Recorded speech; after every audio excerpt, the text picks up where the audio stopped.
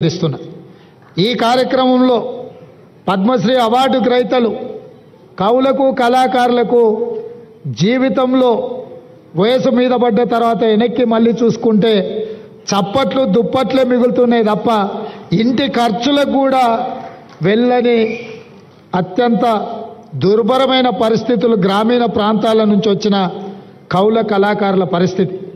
అందుకే ఈ రాష్ట్ర ప్రభుత్వం ఆలోచన చేసి మా మంత్రివర్గ సహచరుల అనుమతితో ప్రతి ఒక్క పద్మశ్రీ అవార్డు గ్రహీతకు 25 లక్షల రూపాయల నగదు బహుమతిని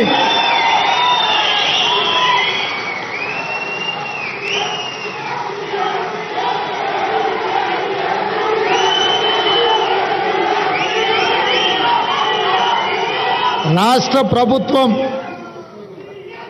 ఈ పద్మశ్రీ అవార్డు గ్రహీతలను చప్పట్లు దుప్పట్లతోనే కాదు నగదు బహుమతి ఇవ్వడం ద్వారా జీవితాంతం ఈ కళలకే వారు అంకితం చేసి మిగతా జీవితాన్ని కూడా ఈ కళలోనే వాళ్ళు రాణించాలని మన ప్రభుత్వం ప్రజాప్రభుత్వం 25 లక్షల రూపాయలతోటి నగదు బహుమతి వారికి ఇవ్వాలని మా ప్రభుత్వం నిర్ణయం తీసుకున్నది.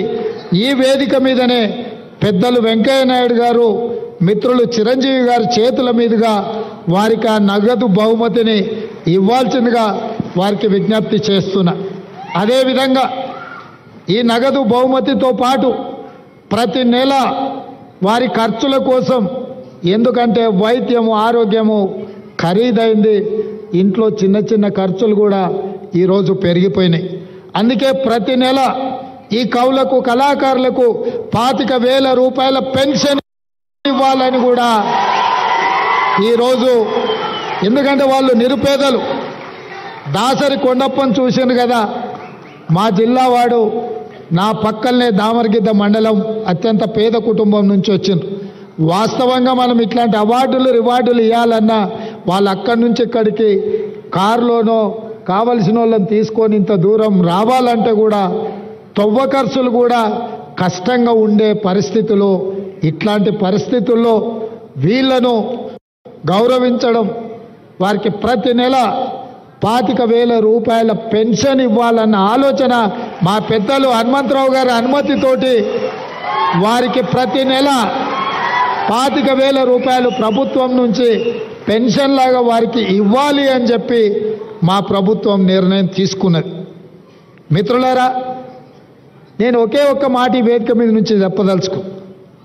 సాంప్రదాయాలను గౌరవించాల్సి వచ్చినప్పుడు, మన భాషను, మన సంస్కృతిని, మన సాంప్రదాయాలను కాపాడుకోవాల్సి వచ్చినప్పుడు అన్నిటినీ పక్కన పెట్టి మనందరం ఏకం కావాల్సిన అవసరం ఉన్నది.